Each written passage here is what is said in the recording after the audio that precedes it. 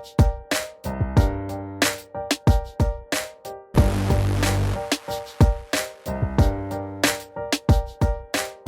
I start this episode of our Grow It campaign, I want to say a quick thank you to the episode sponsors. They are Wealthify and Fidelity. I'm going to say a quick bit about each proposition, so make sure you listen to them, because later in the series, when I talk about the different propositions out there, they'll be useful to refer back to.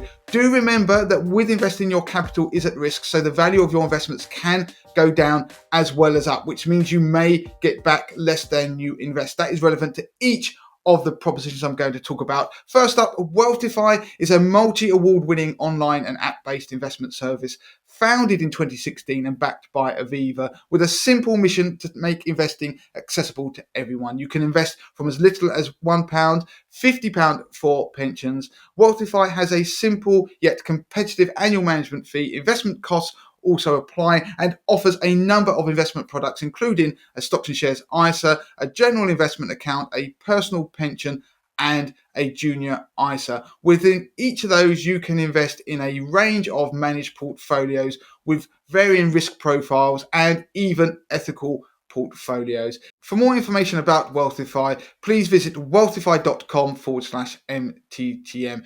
Now, Wealthify does not offer advice. If you're not sure whether investing is right for you, then please speak to a financial advisor. Wealthify is authorized and regulated by the Financial Conduct Authority.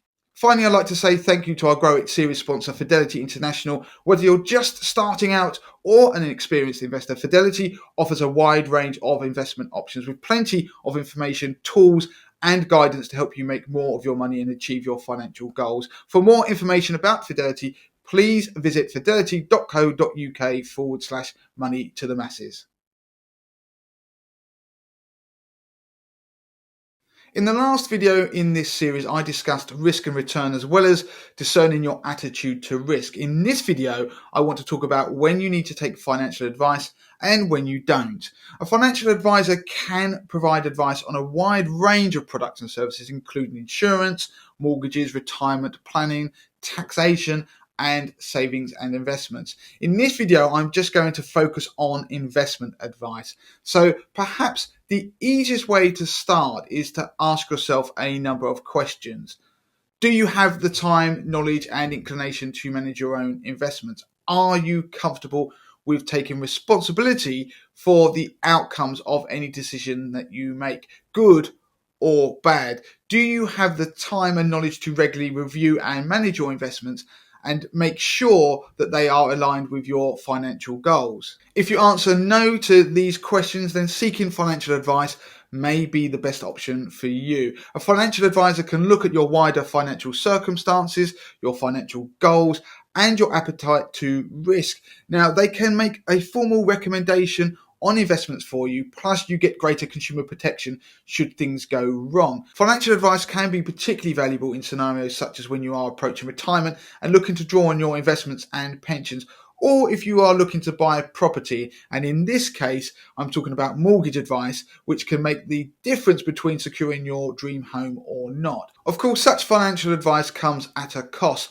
Advisory comparison website Vouch4 compiled a cost of advice report, and they found that while most financial advisors will offer a free initial consultation, so a meeting, the initial fees they charge on giving advice typically range from 0.5% to 5% of the investable assets, with an average of 1.74%.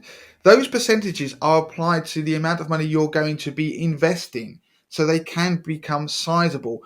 Ongoing charges range from 0% to 2% of your investments every year, and the average fee is around 0.79%. This soon mounts up. That's why it's important to ensure that you are getting value for money and whether you need the help of a financial advisor.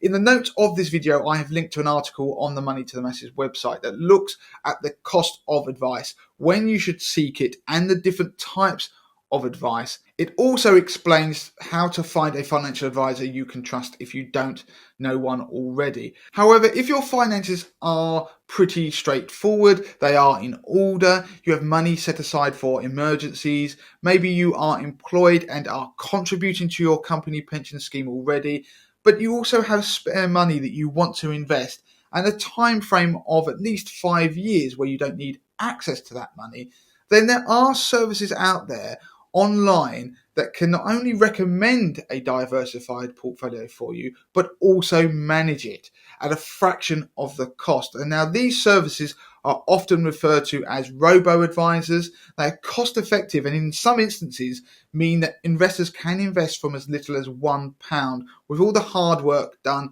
for them. So for many consumers, this will be sufficient to meet their needs, which is why these online services have proven extremely popular, because you don't need any prior knowledge of investing to use them. At the other end of the spectrum, if you are confident in making your own investment decisions and managing your own money, and you are happy to carry out your own research, then it is possible to use an investment platform to manage everything yourself without seeking financial advice or guidance from a third party. Investment platforms include companies such as Fidelity, Hargreaves Lansdown, and Interactive Investor. And while they offer similar ranges of investment options, such as funds and shares, there are nuances, and we review all of them on our YouTube channel, but also on the Money to the Masses website. So I will also link through to our best buy table in the notes below this video, which gives you an overview of the platforms out there, as well as links directly through to our in-depth reviews of each proposition, which you can then look through.